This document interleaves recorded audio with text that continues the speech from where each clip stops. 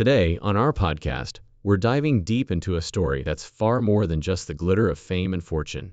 Bailey Ann, Early, daughter of country rap artist Jelly Roll, has lived a life shaped by challenges that most would struggle to even imagine. The world may see her as the daughter of a star, but the truth is far darker, more complex, and filled with pain that runs deep beneath the surface. Behind the glamour, Bailey's reality has been anything but easy. From a young age, she faced an upbringing defined by trauma, loss, and a relentless battle for survival. This isn't just the tale of a famous child, it's a raw, unfiltered journey of resilience and emotional scars, showing us how she fought to rise above circumstances that were anything but ideal. In this powerful episode, we're peeling back the layers to uncover the truth of Bailey's story, the one that's hidden from the spotlight. Join us as we explore the emotional wounds, the chaos of her early years, and the unspoken struggles that shaped her into the person she is today. This is not a story of luxury and privilege. This is a story of survival. No dependable adult figures she could always rely on. No routines, no reassuring security blankets. Rather, Bailey soon discovered how to rely on herself. The dysfunction she experienced wasn't intermittent. It was there all the time. Home was anything but a sanctuary.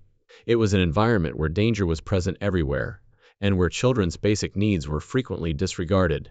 Her description of the homes she lived in, which she now recalls as filthy and hazardous.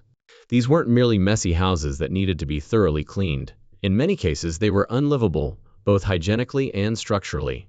Mold on the walls, filthy surfaces, piled rubbish, rotting furniture, and rat infestations all become commonplace aspects of her daily existence.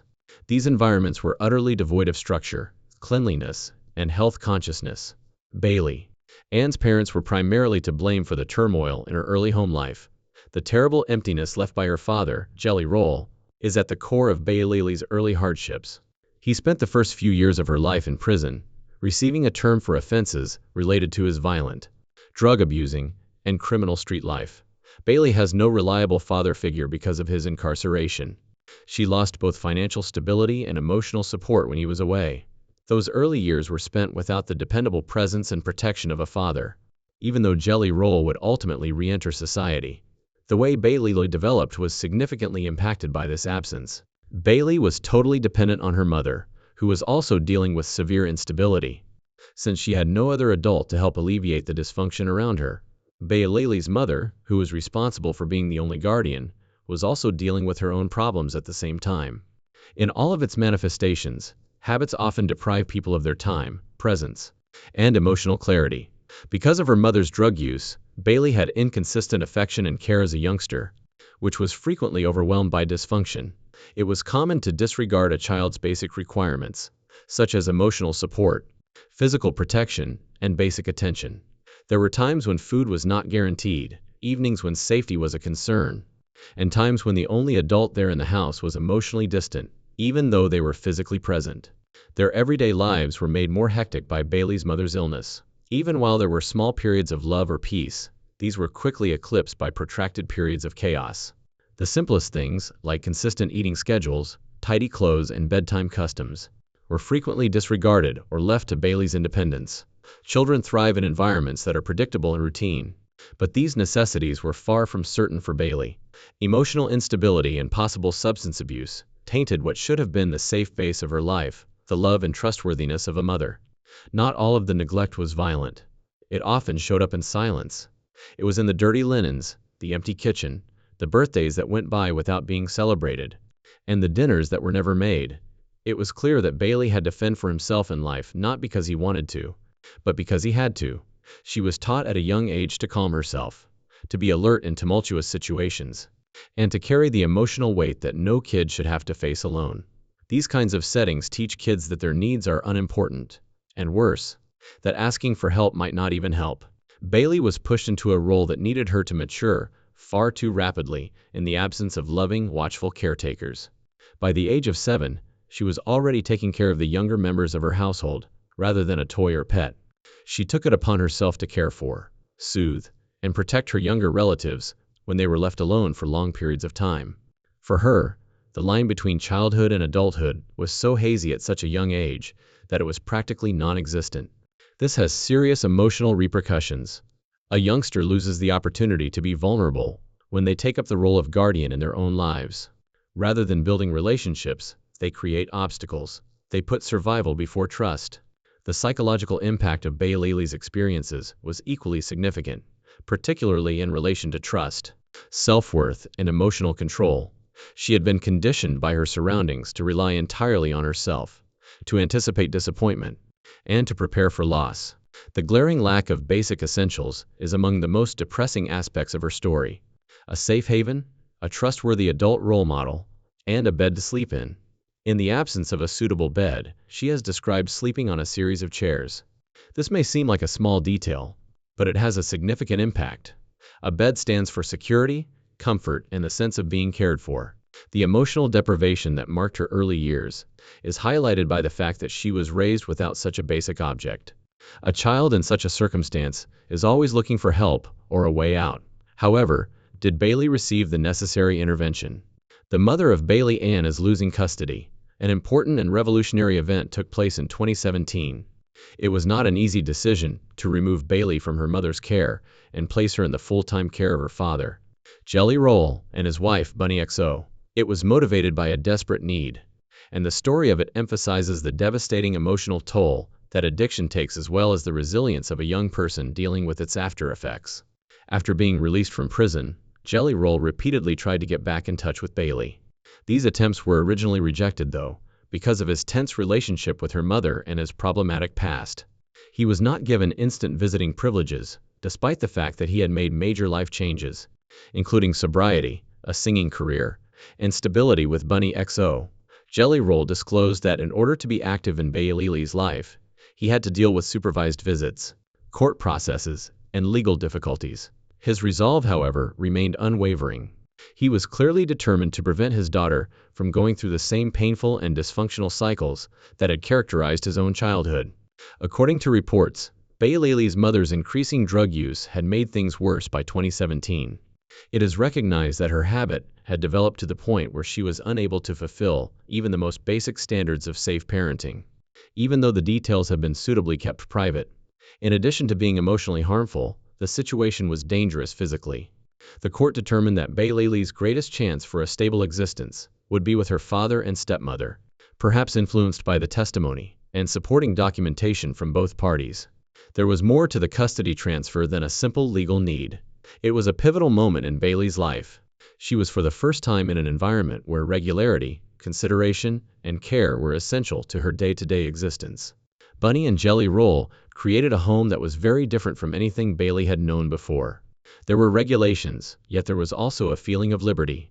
There was love, and there was structure.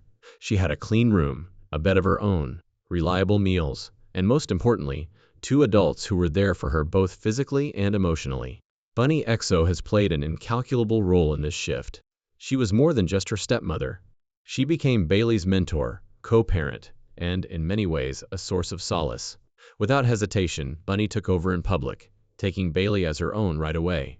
This type of assistance was exactly what Bailey needed, especially as she adapted to life without her biological mother, whose presence had been her one constant up until that point, whatever its difficulties. Bailey still had to deal with the complex feelings resulting from her separation from her mother, even though it was clear that living with her father was the healthiest choice. Even while she was relieved to be in a more secure setting, she probably felt guilty, abandoned, and sad. Bunny and Jelly Roll, however, created room for such emotions. Her mother was not removed from her life by them.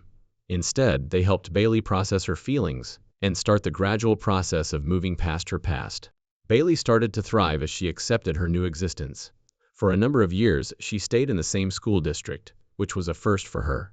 She focused on her studies, made enduring friendships, and eventually fell in love with music and performing. She even wrote and performed the touching song, Tears Could Talk, when she was just 10 years old, which shed light on the emotional complexities she was already dealing with. The custody change did not mean that Bailey's relationship with her mother was over. Despite losing both physical and legal custody, there have reportedly been attempts to mend their relationship. According to Jelly Roll's latest interviews, Bailey is actively trying to mend their relationship, and Bailey's mother is now sober. Did Bailey fully recover from all of her hardships after transferring custody? Let's investigate. Bailey's first podcast.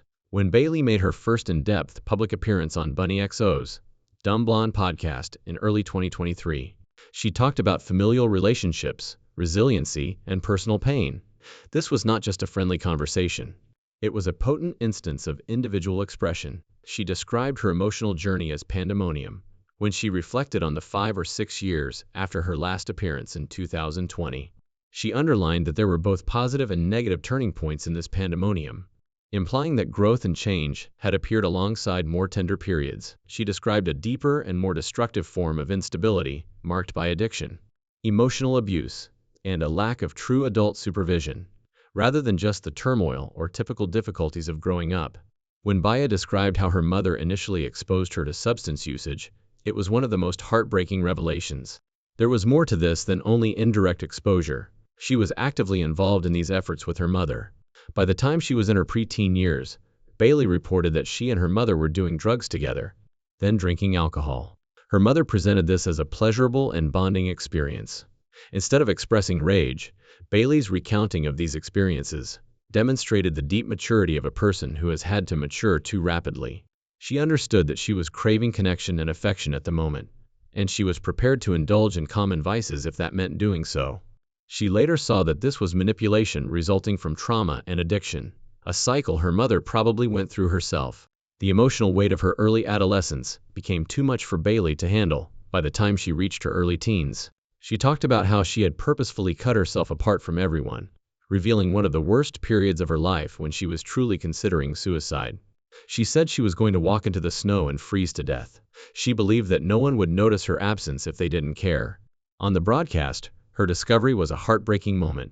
It brought to light not just her mental health issues, but also the extreme loneliness she felt. Despite having a loving father and stepmother who tried to help her, Bailey's story highlights the hard fact that trauma does not go away just because things get better. It must be processed, grieved, and confronted directly, or it will resurface in destructive ways. Bunny XO and Jelly Roll faced a formidable obstacle. Rather, they adopted wilderness therapy, a novel therapeutic approach that removes patients from contemporary comforts and places them in the outdoors for introspection, emotional recovery, and instruction in survival skills. Bailey lived in the mountains for over 9 weeks, cut off from friends, family, and even technology. She had to learn how to create fires from scratch, learn how to survive in the wild, and process her trauma in regular therapy sessions. In retrospect, Bailey says this was one of the most life-changing events of her life. Eventually, the initial anxiety of loneliness gave way to a sense of liberation. She was forced to confront the sadness, rage, and bewilderment that had been concealed beneath years of emotional survival. After being deprived of all other distractions, she talked about her mother's resentment, feelings of desertion, and her intense fear of not being good enough to be loved or protected. More importantly, she regained her confidence, learned coping mechanisms, and regained the sense of agency that had been stolen from her throughout her early years. After wilderness therapy, Bailey was a different girl when she got home. She was now more open to vulnerability, more emotionally eloquent, and more self-aware. Bailey was forced to give up all of the identities she had created in reaction to her trauma while she was in the wilderness. She adopted a more straightforward lifestyle, reestablishing a connection with her body, emotions, and the natural world. This was not merely a healing retreat experience. Her early years were being reclaimed. For the first time in many years, she felt safe enough to just enjoy her youth, free from adult duties, and unaffected by manipulation. During this time, her stepmother, Bunny XO, met her and was struck by the contrast between this grounded, reflective Bailey and the girl who had before been consumed by turmoil and concealment. On contrast to the warped comfort of her former existence, Bunny described on the podcast the surreal feeling of seeing Bailey thrive in such an unadulterated, genuine, and natural environment. Bailey had found a rhythm to her emotions that she had never experienced at home. Jelly Roll, her father, also noticed this shift. He freely discussed the profound emotional development he saw in Bailey, especially in contrast to his own experiences at her age, caught in a vicious cycle of trauma, arrests, and criminality. Although he had taken decisions that had put him in jeopardy, Bailey was showing signs of ending the generational cycle, despite experiencing comparable emotional difficulties. He was deeply pleased by her ability to think, communicate, and set her own emotional course, and it gave him hope for the future growth of their family. This was no accidental change on a collective level. The retreat promoted open communication and responsibility. Beyond Bailey, it set off a healing process that affected her father, her stepmother, and even created new norms for what a family should be. They were no longer just getting by. They were learning how to coexist while maintaining their emotional health. After her wilderness experience, Bailey had to make one of the hardest but most important decisions of her life: to establish clear limits with her biological mother. For years, Bailey had clung to the belief that love could overcome previous hurts, that her mother may change, and that their connection could be restored.